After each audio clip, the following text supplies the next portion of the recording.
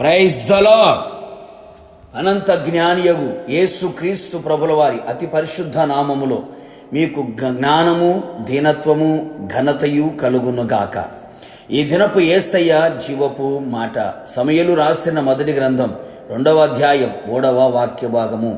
గర్వపు మాటలు మీ నోట రానియకుడి.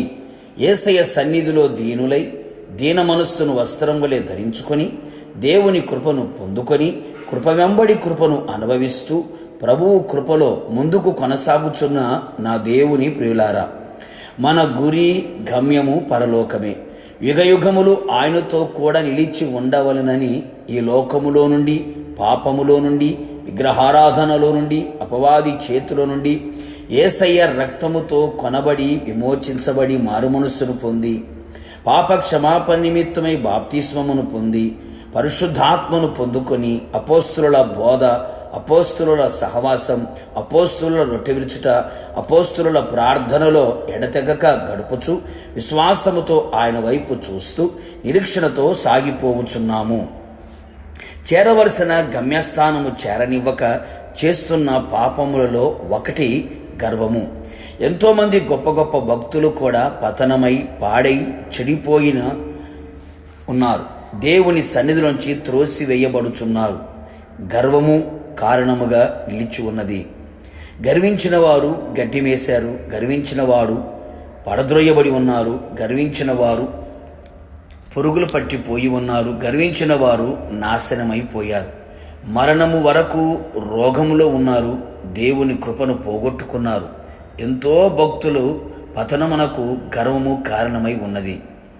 చూపులో గర్వం, నడకలో గర్వం, మాటలో గర్వం, ప్రవర్తనలో గర్వం కొందరిలో కనబడుచు ఉన్నది.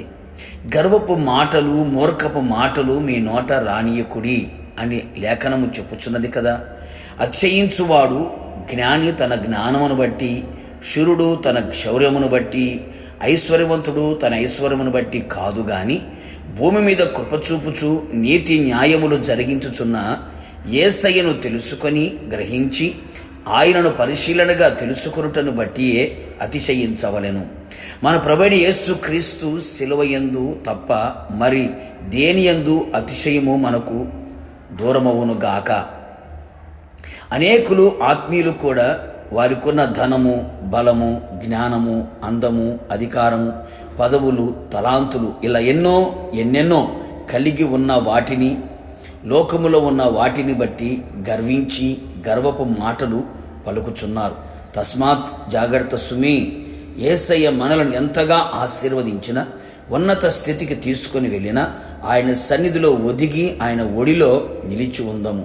సాతాను ఆయుధముగా ఉన్న గర్వమును వాడు వాడుచూ ఉండగా ఎవరు దీని వలన గాయపడి నాశనం వైపు వెళ్లకుండా ఆత్మీయ జీవితమును పతనము చేసుకొనకుండా ఉండేదము. మన పితరులు ఎందరో మనకు పాఠముగా నిలిచి ఉన్నారు. జాగ్రత్త పడెదము. అట్టి మనస్సును ప్రభు మనకు దూరము చేయునుగాక. ఆయనతో దీనులమై యుగయుగములు నిలిచి ఉండేదము గాక. ప్రార్థన. పరిశుద్ధతల మహనీయుడైన యేసయ్య, నీ పరిశుద్ధమైన పాదములకి కోట్లాది స్తోత్రములు చెల్లించుచున్నాం. మీ అపారమైన ప్రేమను బట్టి, ఉచితమైన కృపను బట్టి మరొకసారి మీరు మమ్మల్ని జ్ఞాపకం చేసుకొని సజీవుల దేశంలో సజీవుడిని మిమ్మును స్తుతించే భాగ్యాన్ని మీరు మాకు అనుగ్రహించారు. హెచ్చరికగా మీరు మాతో చెప్పిన ప్రతి మాట కొరకు స్తోత్రం. గర్వపు మాటలు మా నోట రానియకుండా ఉండునట్లుగా ప్రభువా మీరు సహాయం చేయమని కోరుతున్నాను. ప్రభువా మీకు స్తోత్రాలు. ఏ ఒక్కరు కూడా ప్రభువా గర్వించకుండునట్లుగా, అతిశయపడకుండునట్లుగా సహాయం చేయండి. మిమ్మును బట్టితే అతిశయపడునట్లుగా, సిలువయందే అతిశయపడునట్లుగా కృప దయచేయండి.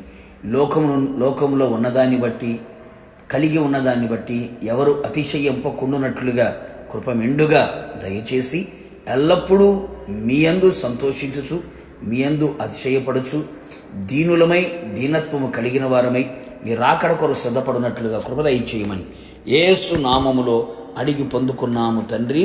ఆమేన్. నిశ్చయముగా మీరును మీ కుటుంబ సభ్యులందరూ గర్వపు మాటలు రానియక దీనులై దీనత్వం కలిగి ఉందురుగాక. God bless you.